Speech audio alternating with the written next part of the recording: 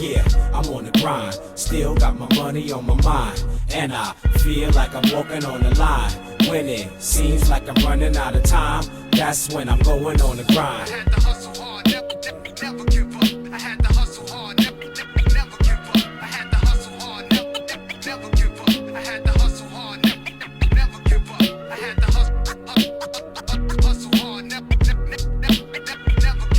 I had to hustle hard, never give up. What's going on, everybody? What you're about to see is an interview with me and my good friend Sia Andrews. He's from South Africa. He's a talented sports writer, and we shot this interview last week right before the start of the Premier League. So some of the topics we're going to talk about are just going to be a little outdated, but here's our interview. Hope you guys like it. Thank you. First, I'll just ask you to introduce yourself, like who you are, what you do, and and then we'll go from there. Okay, so my name is Andrew Siabonga Mpofu. I'm born and raised in South Africa. I'm an aspiring sports writer on the side in the business analyst by profession.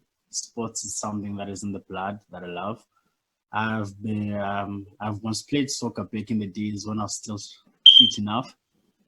I used to play soccer also. I started as a left back, and then I went to number 11, and then I ended up goalkeeper, which I've got the medals to actually prove that. Back in the days when I was not as old as I am now, that I could actually run. But if you can put me in a football field right about now, I doubt I can last even 20 minutes. So I just enjoy analyzing. Nice. So what made you want to pursue sports writing as a career? I think it's because of the love, and the love of sports in general. So, in a nutshell, I'm just a sports person. I used to play cricket back in the days in school. Also, I played baseball also. So I've always been involved here. There, I always liked a little bit of challenge. So I'm not just a sports person, only a soccer person, but I'm just a sports person in general. So I enjoy sports in general. Hence, I've got that small handle talk of the town, which I talk about any kind of sports. That's what I'm trying to venture into, being able to not only talk about soccer, but be it sports, cricket, rugby, football, American football, golf type of a sports writer. So that's what I'm trying to actually accomplish right now. Got you. That's awesome. What are your favorite teams in any sport? I'm a true Liverpool fan. Do or die, you never walk alone. In Spain, I'll go with Madrid. Okay. In Italy, I'll go with Juventus because of Ronaldo. I'm a solos for Cristiano. In Bundesliga, I don't really watch Bundesliga that much because I feel like it's not that entertaining for me. It's only two giants that are forever fighting. So like I'll know that Bayern is gonna win the league, Right. I'll be watching German teams when they come to UEFA. That's when you see the big guns, like to see what they are worth. Mm-hmm. What about like cricket and other sports? Who do you support, or in the South African League as well? Cricket, I'll go for the Proteas because since now there's the Western Indians Protea a cricket team here that is based in the Cape Town side of South Africa that actually were dominating in the past seasons, But now, since we are supposed to be going for World Cup for cricket, which before the quarantine happened, we saw our national team in South Africa was in India for a tour before it actually started, which was supposed to be kickstarting. I think I'm not quite sure with the dates anymore. But now it was cut short because of that. So I'll honestly go with the Mumbai Indians. not in the South African side because I feel like they're not too strong enough to compete with the big guns, you know. So I will go with the Mumbai Indians. Got you. And if I don't know if you're a fan of either of these teams, but if you had to choose, would you go for Orlando Pirates or Kaizer Chiefs? So what happened with like I'm a born Kaizer Chiefs fan. Okay. So there's a previous coach that was coaching Kaizer Chiefs back, I think 2 seasons back, Steven Copella. And Mhm. then I didn't know that he was actually playing, so I decided to take a break from the South African side of football and just take a break from that. But most recently, I've a young man from my hood where I stay now that just signed for Kaizer Chiefs. So he's given me more reason to actually go back and start supporting Kaizer Chiefs again. So I'm a dual hard Kaizer Chiefs fan. Pirates, nah. Nice, nice.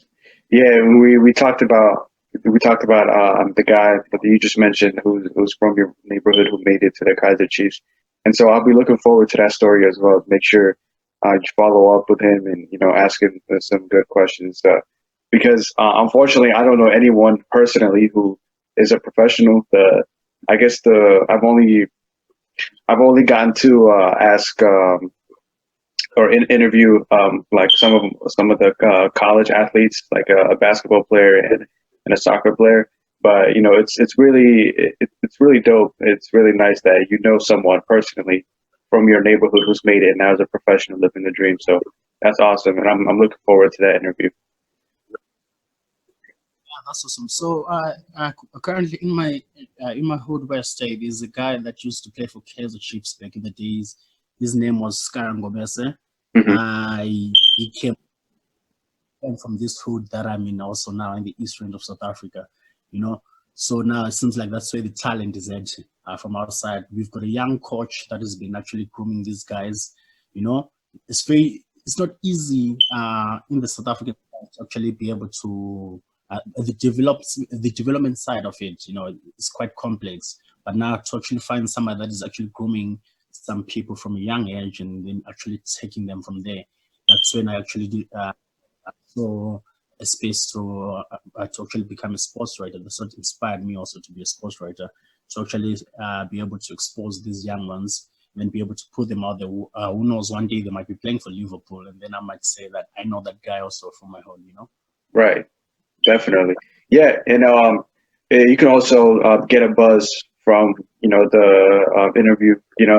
If he happens to have any type of social media, anybody gets to see him, and it's somebody enjoys the interview, they like it, and I mean, who knows that can bring you a step up, an opportunity to get you closer to a writing gig as well. So you can definitely use them as a contact, and I'm pretty sure with athletes, they're kind of a protected species, especially when it comes to journalism and interviews and the media. Yeah. So I'm pretty sure, like, if he knows you personally, he knows who you are. I'm pretty sure he wants to answer your questions rather than anybody else's, and he feels comfortable having someone around that he knows personally. So that's also, you have an advantage on that end as well. Very good with that because like I've seen the need for that in our South African development side. The South African Football Governing Board, which is the SAFA guys. It's like when I used to play soccer back in the day, we used to have teams that will come and scout for you. All these teams that you used to be in the professional league. They will come and scout. Pirates will come and scout. Chiefs will come and scout for you for young talent but now that stopped from actually happening. There Mhm. was actually a that went on to play, and then it was the Danone Cup that was Zidane was even around in the stands, actually watching these South African guys that actually competed around these young boys. I think they were under 15s. They actually competed, and then now they went overseas to actually play again.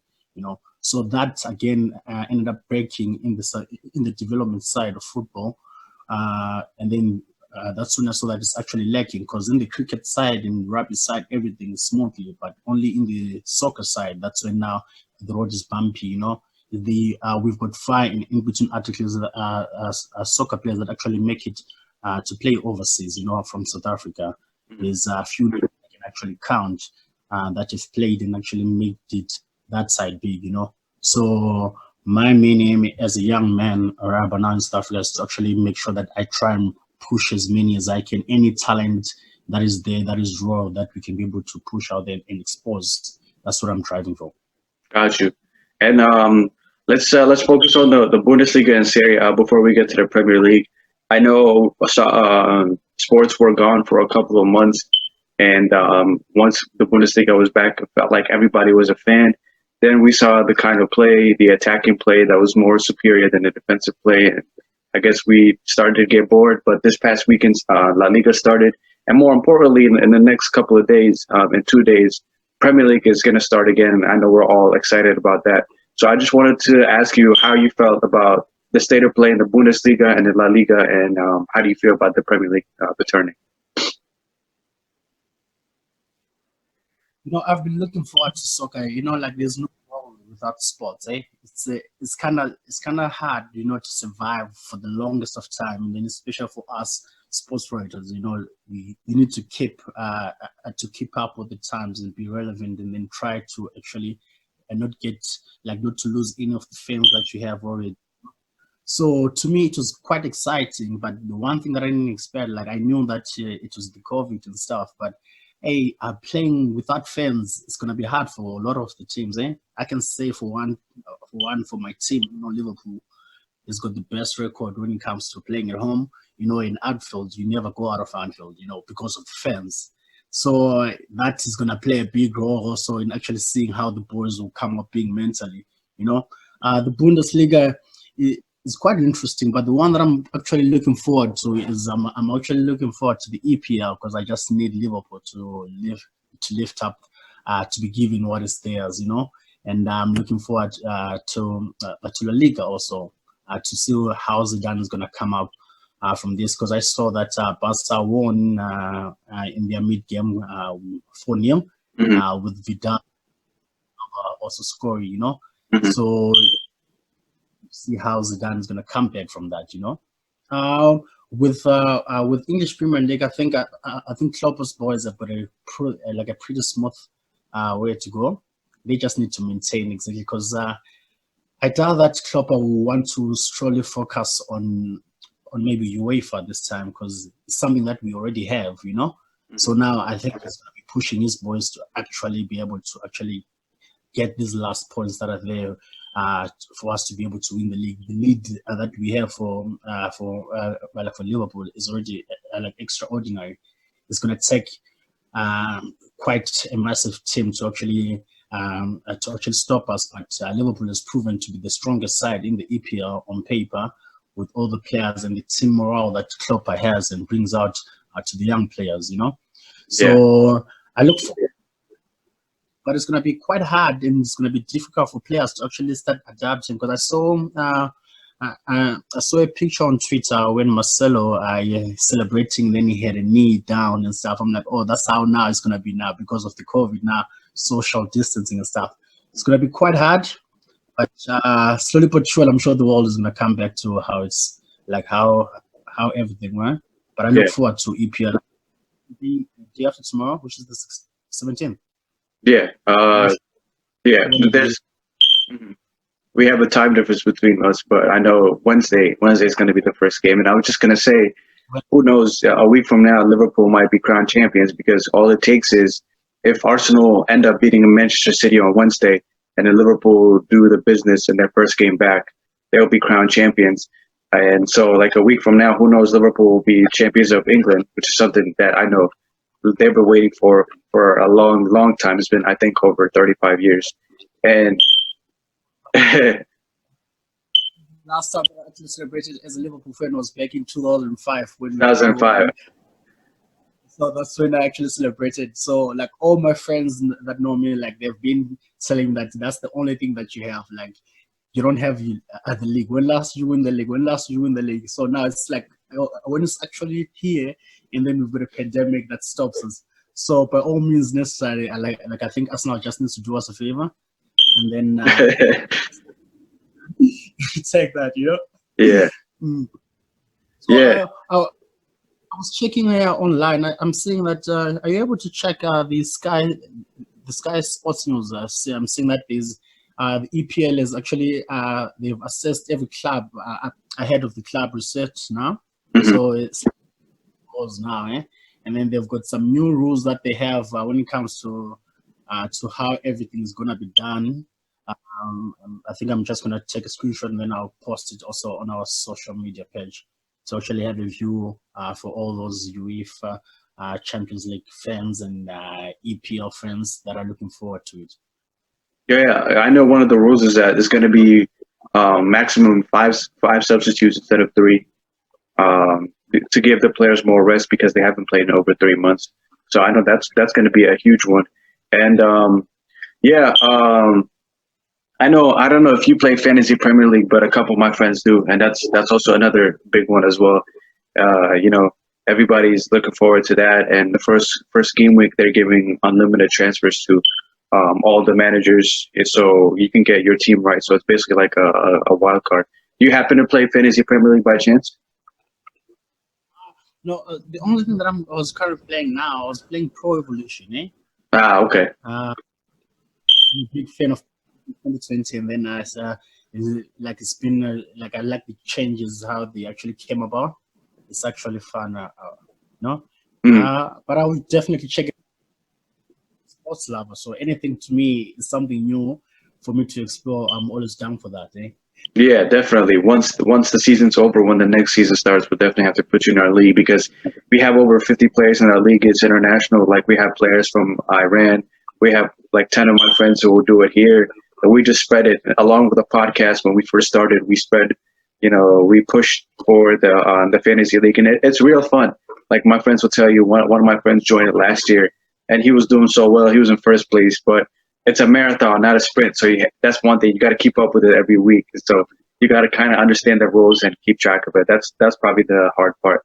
But I wanted to wrap up because once Liverpool get crowned champions, it's going to be they're going to lift the trophy in an empty stadium. So it's kind of going to have a hollow feeling. So I wanted to get your reaction on that. No, that is going to be one, like, it's a pity that we're going to be thousands of miles away from everyone, even the Anfield fans. Because I remember when we won UEFA, how the stadium was, the bars in the stadium. So one thing that I wish for was like, oh, if only I was here, like I was there. I could hear the soft war cries all over. It's gonna be one hell of a day, I must say. But it's gonna be different to playing without our fans, Right. So players actually need to get that mentally. Also, they need to prepare for that mentally because it's easy playing with your fans, with your home crowd. You know that there's the trophy man in the stand that is actually supporting you from there. But now we all self-quarantine, social distancing, and then we all in our lecture rooms, and then we only just watching online. It's not the same as actually being there or actually witnessing it live and actually seeing it there. It's gonna be a fun one, but it was gonna be different with our fans around, to be crowned champions. Quickly, who do you think is gonna win the UEFA Champions League? I'm gonna try not to be biased with this, So, by the looks of it, statistically proving, Juventus so far came up and brought up some quite strong side that they have. They've got Ramsey, they've got Ronaldo. Ronaldo is hungry for UEFA. I'm sure that after this UEFA, he's gonna hang up his boots, Yeah. So I'm gonna hands of Juventus and Barcelona. Barcelona just being that they are Barcelona, so it might surprise everyone. But Juventus, I think Juventus deserves to win this time because Madrid, I don't feel Madrid is that strong to actually win it since with Zidane coming back and all that has been happening with Madrid. Manchester City, the scandal that has been happening that actually gave them a bumpy ride. Also, Liverpool had a chance during their last 16 game. If actually when they were playing with, I think they were playing with Napoli their last game. It's a bumpy one. I doubt that Liverpool is going to defend it, but they will most definitely maybe come out somewhere there. Liverpool are they're actually out. They got knocked out by Atletico Madrid. Remember? I remember that game. Yes. I remember that game. Oh man, it feels like it's been years. Oh yes, yeah. So I'll go for Juventus. Got you. All right. Well, Mr. Andrews, thank you for your time. Thank you for joining me. I wish you best of luck in your interview. It's been a pleasure working with you so far with All Out Football and Overtime. And hopefully over time we'll get to work on more projects. And good luck in your career. And, maybe 5-10 years down the road, we'll look back at this interview, look back at this time and laugh and get to the sports industry, which I know from experience is tough to crack into, but you just need persistence. Persistence is key. Just keep working, keep nurturing your crafts, keep working on it on a daily, and who knows, maybe one day we'll see each other at the top. So thank you. Thank you very much for having me. It's always nice having guys like you from the Raw Talk. You're actually giving us opportunity to actually spread our wings also. Hopefully, we'll be working together more. Yes, sir. Thank you. All right. See ya.